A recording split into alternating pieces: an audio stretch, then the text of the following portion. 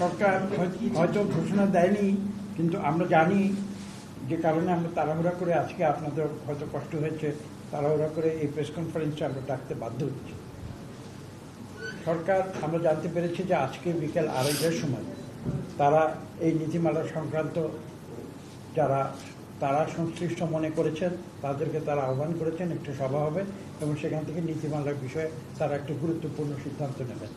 আজকের যুগে যেখানে মডার্ন টেকনোলজিতে আপনারা জানেন যে আইটি একটা নিয়ামক শক্তি হয়ে দাঁড়িয়েছে, কাজে এত বড় একটা গুরুত্বপূর্ণ বিষয়ে তারা সিদ্ধান্ত নেবে। কিন্তু যে কথা এখানে সচিব সাহেব উল্লেখ করেছেন যে যারা ভোক্তা, অর্থাৎ আমি তো একজন ব্যবহারকারী, যে যারা ব্যবহারকারী এটা হলো একটা দিক। আরেকটা হচ্ছে তিনটা বিষয় আমরা গুরুত্ব দিচ্ছি, যারা ভোক্তা, যারা ব্যবহারকারী, 2 নম্বর যারা এসএমই আমরা বলছি, যারা ছোট সংগঠন কিন্তু যারা এই আইটি সংক্রান্ত বিভিন্ন যে ব্যবসায়িক এবং অর্থনৈতিক কার্যক্রম সেটার যারা সুফল যারা, তাদের সংখ্যাই কিন্তু বেশি। সেই এসএমইরা তারা যেন এটাকে একটা অংশীদার হতে পারে। আর 3 নম্বর আমরা যেটা আশঙ্কা প্রকাশ করেছি যে যারা বড় মনোপলি যারা করে তাদের সুবিধার্থে আমরা যতটুকু জানতে পেরেছি যে নীতিমালাটি তারা সরকার খসড়া প্রণয়ন করেছে, আমরা যতটুকু জানতে পেরেছি এটা মূলত বড় বড় কোম্পানি এবং বড় বড় যে মোবাইল অপারেটর আছে তাদের সুবিধার জন্য করা হচ্ছে। তো আমরা তো জনগণের সঙ্গে কাজ করি, আমরা জনগণের যাতে এই টেকনোলজির সুফল যাতে জনগণের কাছে পৌঁছায় সেটাই তো আমরা চাই। যারা ব্যবসা করবে তারা টাকা করে, এটা আমরা জানি। দেখেন অতীতে 15 বছর কি হয়েছে, ওদের নীতিমালায় কি ছিল, তারা দেখেন একটা এমন একটা মনোপলি সৃষ্টি করেছিল, শুধু মনোপলি নয়, তারা একটা অলিগার্কি সৃষ্টি করেছে। অর্থাৎ তাদের যে সমর্থন পুষ্ট কিছু সীমিত সংখ্যক লোক তারা সমস্ত অর্থনীতির সুফল পাবে। আজকে আমরা তো প্রত্যাশা করি আজকে জনগণের যে সংগ্রাম, ছাত্র জনতার যে আত্মদান, তার ফলে যে সরকার এসেছে একটা কেয়ারটেকার বা ইন্টারিম গভর্নমেন্ট যেটা এসছে, যারা গণতন্ত্রে আমাদেরকে নিয়ে যাবে সেই উত্তরণের জন্য যারা কাজ করছে, আমরা তো তাদের কাছ থেকে ভিন্ন কিছু আসবো। এবং সেই কারণেই কিন্তু আমরা নিজেরা একটু আগ বাড়িয়ে এই সিদ্ধান্ত নেওয়ার আগেই কিন্তু আমরা সরকারের কাছে আপনাদের মাধ্যমে এবং দেশবাসীর কাছে আমরা জানাতে চাই যে আমাদের মতামতটা কি। আমরা কিন্তু মডার্ন টেকনোলজির বিস্তার চাই, এটা কিন্তু কেউ ঠেকাতে পারবে না।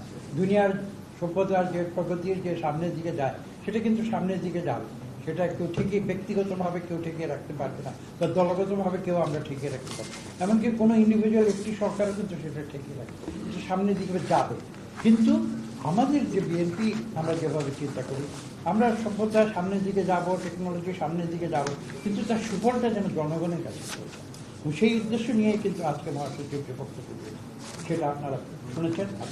আমি যেটা বলেছি যে যেভাবে এটা আমরা যতদূর জানতে পেরেছি, আমরা দেখেছি সরকার তো একটা খসড়া প্রস্তুত করেছে এবং যেটা আজকে সবাই তারা হয়তো আমরা যতটুকু জানি আজকে সবাই সেটা অনুমোদন করে নতুন একটা নীতিমালা আসবে।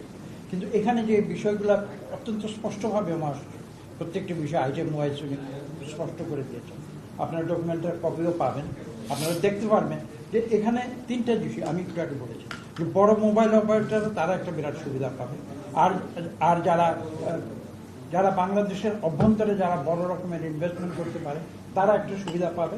এবং সুবিধার টার্গেট যেটা হওয়া উচিত আমরা মনে করি একটা গণতান্ত্রিক সমাজে সাধারণ মানুষ যাতে সুবিধাটা পায়, কিন্তু সেইটা কিন্তু এই যে প্রস্তাবিত নীতিমালা আমরা যতদূর জানি যে সেখানে কিন্তু সেটা অনুপস্থিত। এবং এটা আমাদের মূল বক্তব্যই কিন্তু সেটা, আমরা এমন নীতিমালা করব যে এই নীতিমালার সুফল দেশের মানুষ।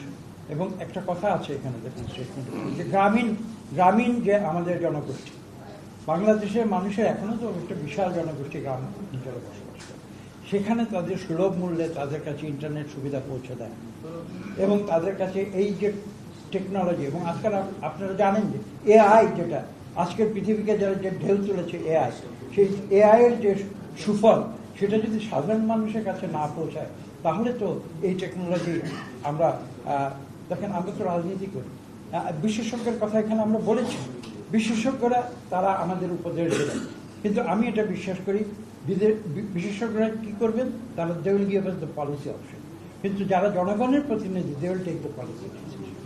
এখানে পলিসি অপশন এবং পলিসি ডিসিশন এইটা কিন্তু আলাদা করে দেখতে হবে। এখন এখন যারা বিশেষজ্ঞ, যাদের কাছে পলিসি অপশন দেয়, তারা যদি পলিসি ডিসিশন নিয়ে নেয় তাহলে কিন্তু সংঘাত সৃষ্টি হবে।